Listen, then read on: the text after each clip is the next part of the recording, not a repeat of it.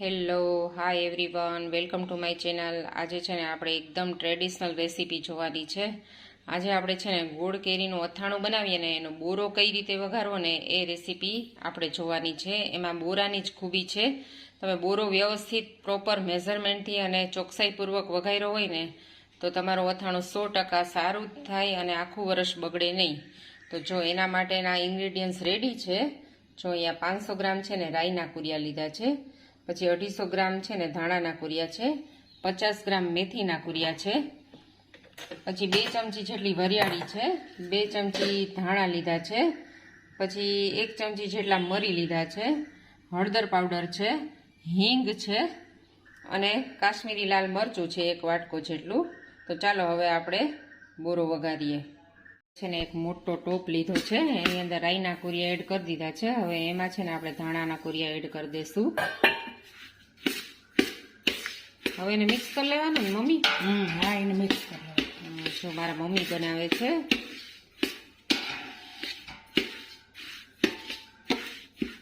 આ છે ને મધર્સ રેસીપી છે. મારા મમ્મીના હાથનું ગોળ કેરીનું અથાણું બહુ ફાઇન થાય છે, એટલે મમ્મી બનાવે ને હું શૂટ કરું છું.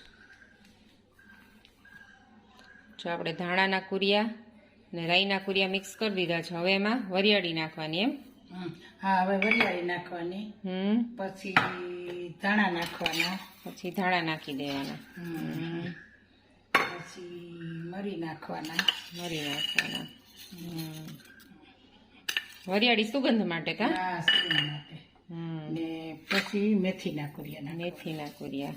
આની સરસ સ્મેલ આવે કા? મેથીની બહુ સરસ આવે.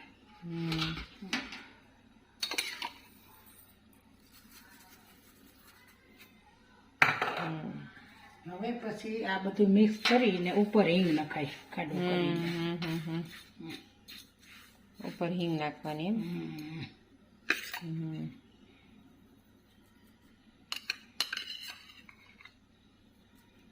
હિંગ છાંટી દેવાની કા? હા, અને આની ઉપર પછી વઘાર દેવાનું. મરચું પાવડર તો સાવ છેલ્લે જ નાખવાનું કા? મરચું પાવડર સાવ છેલ્લે નાખવાનું, નહીતર કાળું થઈ જાય કા અથાણું? હળદર 2 ચમચી જ ઉપરથી, હળદર ઉપરથી જ નખાય.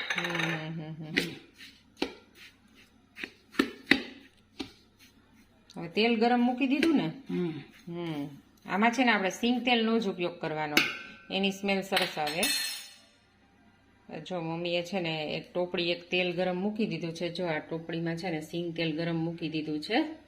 એકદમ ગરમ તેલ નહીં નાખવાનું ને મમ્મી? નહીં, થોડુંક 2 મિનિટ ઠરે ને પછી. 2 મિનિટ ઠરે પછી નાખવાનું, નહીંતર અથાણું કાળું થઈ જાય કા? હા, અથાણું કાળું થઈ જાય. ઓકે, તો હવે આ તેલને ગરમ થવા દઈએ કા થોડી વાર. જો આપણું તેલ છે ને એકદમ ગરમ કરીને પછી થોડી વાર 5 મિનિટ સુધી ઠંડુ થવા દીધું હતું. હવે છે ને આપણે આ બોરો છે ને જે આપણું મિક્સ મિશ્રણ છે ને એમાં આપણે તેલને એડ કરશું કા મમ્મી? હા, એમાં તેલમાં કરી ને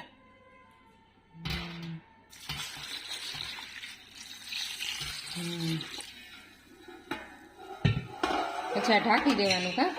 હા, પછી વઘાર સરસ બેસી જાય કા? તેલ કેટલું નાખવાનું આપણું જરૂર મુજબ? તેલ બસ કિલો કેટલું તેલ જોઈએ ને? આટલું માપ હોય તો. આમાં કેરીના ગુંદા કેટલા જોઈએ? 3 કિલો કેરી, 2.5 કિલો ગુંદા. અચ્છા. ને 250 ગાજરના ખોખડા, 250 ખમણ ગાજરનો.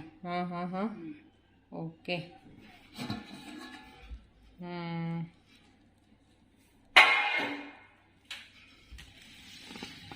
હવે મિક્સ કરી લેવાનું ને? હા, હવે મિક્સ કરી લેવાનું. બીજું વધારાનું તેલ છે પછી એડ કરવાનું હે ને?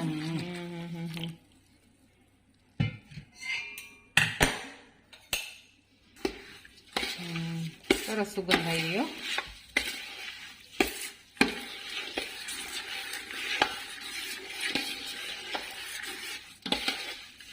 ખોખડા ને એ બધું પાછળથી એડ કરવાનું કા? હા, એ ગોળ ભેળવીને પછી એ ઠંડો થાય ને પછી ગોળ ભેળવવાનો. અચ્છા. અને ઠંડુ થવા માટે કેટલી કલાક રહેવા દેવાનું? કલાક એક. ઠીક. આમાં ઓલો કોલ્હાપુરી ગોળ જ હાલે ને? હા, કોલ્હાપુરી. એ કેટલા કિલો છે ગોળ? 2.5 કિલો. અઢી કિલો 3 કિલો કેરી એ 2.5 કિલો. 3 કિલો કેરી 2.5 કિલો ગોળ. ઠીક છે. 3 કિલો કેરી 2 કિલો ગુંદા કા. આપણને એવું લાગે તો પછી હળદર એડ કરવાની. ના, હળદર પેલા નાખીએ ને તો કાળું થઈ જાય. અચ્છા, એટલે પેલા થોડુંક જ નાખવાનું, પછી બધી પછી ચટણી પછી નાખવાની.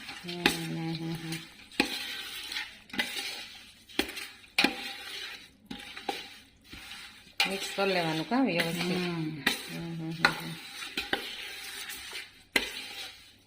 હવે તેલ નાખશો ને ઓલું વધારે બીજું છે એ તેલ. બીજું હવે છે ને આ ઠંડુ થાય ને એટલે ચટણી ભેરવી દઈએ. પછી ઈ તેલ નાખવાનું. હા, પછી તેલ નાખો. ઓકે. હવે વાંધો નહીં, ઠંડુ તેલ નાખીએ તો. ઓકે, થઈ ગયું. હવે આ થોડુંક ઠંડુ થાય, 1-8 કલાક પછી નાખવાની ચટણી. હા, હજી જ્યારે ઠંડુ થાય પછી. હાલો તો હવે આ જો ગાઈસ, આ ઠંડુ થઈ જાય ને 1-8 કલાક રહેવા દેવાનું. પછી આપણે છે ને આમાં મરચું પાવડર એડ કરવાનું. અત્યારે જો આપણે મરચું પાવડર એડ કરીએ ને તો આપણો જે આ અથાણાનો કલર છે ને બ્લેક થઈ જાય, તેલ ગરમ હોય એટલે. જો 1-8 કલાક જેવું થઈ ગયું છે ને, હવે આપણે છે ને આ મરચું પાવડર આમાં એડ કરી દઈશું. અમે તો અહીંયા છે ને કાશ્મીરી લાલ મરચું લીધું છે. તમે જો તીખું ખાતા હોય તો રેશમ પટ્ટો પણ યુઝ કરી શકો છો.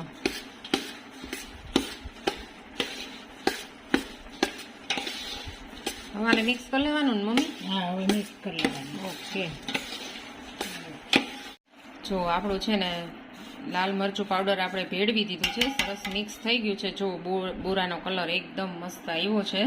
હવે છે ને આને આપણે 2 કલાક રહેવા દેશું કા મમ્મી. હા, 2 કલાક. 2 કલાક રહેવા દેશું અને પછી છે ને આમાં આપણે કોલ્હાપુરી ગોળ છે ને એ આમાં આપણે ભેળવીશું. 2 કલાક થઈ ગઈ છે અને 2 કલાક થશે ને 2-3 કલાક એટલે આવી રીતે છે ને બોરાનું તેલ છે ને આમ ઉપર આવી જશે. જુઓ, એને કલર પણ સરસ આવશે. ને આપણે એક ધ્યાન રાખવાનું છે કે આ બોરામાં છે ને આપણે નિમક નથી નાખવાનું. નિમક નાખશું ને તો આપણે છે ને આમાં અથાણામાં પાણી થઈ જશે અને અથાણું આખું વરસ રહેશે નહીં. આપણે ખોખડા જે બનાવીએ ને ગાજરના અને એમાં નિમક હોય એટલે ઓલરેડી આપણું અથાણું ટેસ્ટફુલ લાગશે જ. અને હવે આપણે છે ને આમાં કોલ્હાપુરી ગોળ ભેળવવાનો છે. આમાં આપણે કોલ્હાપુરી ગોળ જ લેવાનો છે, સાદો ગોળ નથી લેવાનો. નહીતર સાદો ગોળ લેશું ને તો પણ અથાણામાં પાણી થશે. જો અહીંયા છે ને 2.5 કિલો જેટલો ગોળ છે કોલ્હાપુરી, એને આવી રીતે ઝીણો સમારી લેવાનો છે. એમનેમ ગાંગડા નથી નાખવાના, નહીતર છે ને આપણા અથાણામાં ગોળની ગાંગડી આવશે અને ગળશે નહીં અથાણું. તો આ ગોળ છે ને 2.5 કિલો જેટલો ગોળ છે એ આપણે આમાં મિક્સ કરી દઈશું. જો આપણે ગોળ છે ને આમાં એડ કરી દઈશું. મમ્મી, આ ગોળ ભેળવીને કેટલા દિવસ રાખવાનો? 3-4 દિવસ. 3-4 દિવસ. હા, તો ગોળ છે ને ગળી જાય. અચ્છા, ગોળ ગળી જાય. તો ઈ દરમિયાન આપણે ગુંદા કેરીનું કરી નાખીએ ને. ગુંદા કેરીને નિમક મીઠું ને ભરી ને થોડાક આરામુરા સૂકવી દઈએ, બરાબર ને? ને ગાજર ને ખોખડા ને ખમણ ખાટા પાણીમાં ગળવાના. અચ્છા, ખોખડા તો રેડી છે ને, આપણે બનાવી લીધા ને? ખોખડા તો રેડી. હા, ગાજરના ખોખડા તો છે ને આપણે રેડી છે ને. હવે ગુંદા કેરી છે ને એને આપણે ખાટા પાણીમાં બોળી ને આરામોરા સૂકવવાના છે. ત્યાં સુધીમાં છે ને આપણે 3-4 દિવસ લાગશે. ત્યાં સુધીમાં આપણો આ ગોળ છે ને આમાં સરસ ગળી જશે અને આપણો બોરો તૈયાર થઈ જશે, બરાબર? જો આ રીતે છે ને ગાઈસ આપણે ગોળ છે ને આમાં ભેળવવાનો છે. ધીમે ધીમે આમાં નાખી અને મિક્સ કરતું જવાનું અને આને 4 દિવસ માટે ઢાંકીને રાખી મૂકવાનું, એટલે ગોળ છે ને એકદમ સરસ ગળી જશે. જો ગાઈસ, હવે છે ને આપણે ગુંદા અને કેરી છે ને એમાં હળદર ને મીઠું ભરવાના છે. તો આપણે હળદર અને મીઠાનું છે ને, મીઠામાં થોડી હળદર નાખીને આ રીતનું આપણે મિશ્રણ બનાવી લેવાનું છે, બરાબર? જો ગાઈસ, હવે છે ને આપણે 3 કિલો કેરી લેવાની છે અને 2 કિલો ગુંદા લેવાના છે. કેરીને વ્યવસ્થિત ધોઈ, કાચી કેસર કેરી લીધી છે, એને વ્યવસ્થિત ધોઈને આ રીતના કટકા કરી લેવાના છે અને એમાં હળદર મીઠાવાળું મિશ્રણ ભેળવી દેવાનું છે. અને એવી જ રીતે જો અહીંયા ગુંદા છે ને, આ ગુંદાને અંદરથી ઠળિયા અને લેપ કાઢી અને આવી રીતના આમાં પણ હળદર મીઠાવાળું મિશ્રણ ભરી અને એક મોટો ટોપ હોય ને એમાં આપણે છે ને પેલા કેરી નાખવાની, પછી હળદર મીઠાવાળું મિશ્રણ થોડુંક આમ સ્પ્રિંકલ કરી દેવાનું, પછી ગુંદા, આવી રીતના પછી પાછો કેરીનો થર. આવી રીતના આપણે 2 કિલો કેરીના કટકા અને ગુંદા એને આપણે છે ને 24 કલાક સુધી રહેવા દેવાના છે ઢાંકીને, એટલે એમાં ખાટું પાણી થઈ જશે. તો જુઓ ગાઈસ 24 કલાક થઈ ગઈ છે અને ખાટા પાણીમાંથી આપણે ગુંદા અને કેરીને છે ને કાઢી લીધા છે અને ગુંદાનો લેપ કાઢી વ્યવસ્થિત લૂછી અને આવી રીતે પંખા નીચે એને 12 કલાક સુધી આવી રીતે સૂકવવાના છે. તડકે નથી સૂકવવાના અને પંખા નીચે જ સૂકવવાના છે. જુઓ કેરીને પણ છે ને આપણે ખાટા પાણીમાંથી કાઢી લીધી છે અને આવી રીતે એને એક કાપડમાં સૂકવી દીધી છે પંખા નીચે. અને આ કેરી છે ને એને 24 કલાક સૂકવવા દેવાની છે, કારણ કે કેરીની અંદર છે ને મોઇસ્ચર વધારે હોય છે, એટલે આપણે 24 કલાક સુધી આવી રીતે પંખા નીચે એને સૂકવવા રાખી દેવાની છે. હવે આ છે ને ગાજરના ખોખડા અને ગાજરનું ખમણ છે. ગાજરની ફૂલ સિઝન હતી ને ત્યારે ગાજરના ખોખડા અને ગાજરનું ખમણ અમે બનાવી લીધું હતું. આ તો છે ને તમારી પાસે ઇનકેસ તમે ન બનાવ્યા હોય ને તો આ તૈયાર મળે છે. આને આપણે છે ને જે કેરીનું ખાટું પાણી નીકળ્યું હતું ને, આપણે કેરીને જે રીતે ઓલા ખાટા પાણીમાં રાખ્યા હતા ને એનું ખાટું પાણી નીકળ્યું હતું ને એમાં આને આપણે બોળી અને આને પણ છે ને 24 કલાક સુધી પંખા નીચે સૂકવવાના છે. જુઓ ગાઈસ આપણું છે ને ગાજરનું ખમણ અને ગાજરના ખોખડા, ગુંદા અને કેરી બધું વ્યવસ્થિત સુકાઈ ગયું હતું અને આપણે જે બોરો વઘાર્યો હતો ને એમાં આ બધું મિક્સ કરી દીધું અને એને 3-4 દિવસ માટે ગળવા માટે રાખી દીધું હતું. તો હવે આપણી ગોળ કેરી છે ને ખાવા માટે એકદમ રેડી છે. જો એકદમ સરસ લચકા જેવું આપણું અથાણું બન્યું છે અને એકદમ સરસ સ્મેલ આવે છે. અને આ અથાણાને છે ને પ્લાસ્ટિકની બોટલમાં નથી ભરવાનું, નહીંતર વાસ આવી જશે, એટલે આપણે આને કાચની જારમાં ભરી લેશું અને તેલ થોડું ઉપર રહે ને એ રીતે રાખશું. આ એકદમ ઓથેન્ટિક અને એકદમ ટ્રેડિશનલ નીવડેલી રેસીપી છે. તમે પણ આ રીતે બનાવજો તો 1 વર્ષ તો શું, વર્ષો સુધી તમારું અથાણું બગડશે નહીં. તો મારી રેસીપી જો તમને સારી લાગી હોય તો તેને લાઈક કરજો અને શેર કરજો અને મારી ચેનલને સબસ્ક્રાઈબ કરજો. ફરી પાછી આપણે અવનવી રેસીપીઓ અને અવનવા સ્વાદ સાથે મળશું. Thank you for watching.